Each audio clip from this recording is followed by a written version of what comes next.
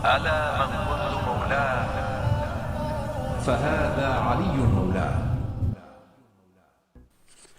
Assalamu alaikum wa rahmatullahi wa barakatuh. Allahumma salli ala Muhammad wa ali Muhammad. Dans la vidéo précédente, nous avions vu que le terme chiite existe dans le Coran. Ce terme a également été relaté dans la sunna du prophète sallallahu alayhi wa alihi wa sallam, ce qui veut dire que les chiites sont contemporains du prophète sallallahu alayhi wa alihi wa sallam et suivent sa sunna. Sunna qui nous demande de prendre pour guide l'imam Ali alayhi salam et les Ahlul Bayt en général après le prophète sallallahu alayhi wa sallam. En étant donc les partisans de l'imam Ali alayhi salam, nous ne faisons que nous conformer à la sunna du prophète sallallahu alayhi wa sallam. Qu'en est-il du terme sunnite? Dans le Coran, le terme sunnite n'existe pas. Dans la sunna, le terme sunnite n'existe pas.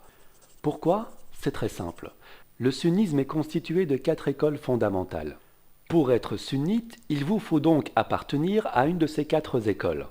L'école hanbalite, dont le fondateur est né en 780, l'école shafi'ite, dont le fondateur est né en 767, l'école malikite, dont le fondateur est né en 713, ou l'école hanafite, dont le fondateur est né en 699. Mais attendez, 780, 767, 713, 699.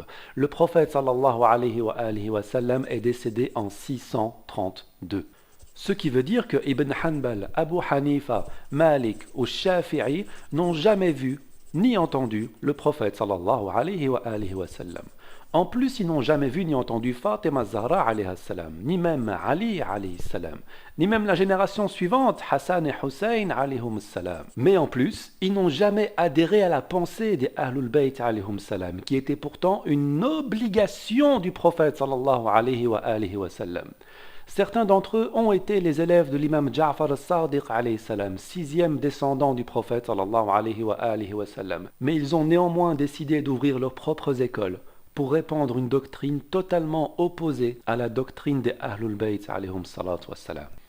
Donc dire que le chiisme a été inventé bien après la mort du prophète sallallahu alayhi wa sallam est totalement faux. Et dire que le sunnisme existait du temps du prophète sallallahu alayhi wa sallam est totalement faux. Ils ne sont apparus que 3 générations plus tard. Il serait donc grand temps de revoir votre cours d'histoire. Assalamu alaikum wa rahmatullahi wa barakatuh.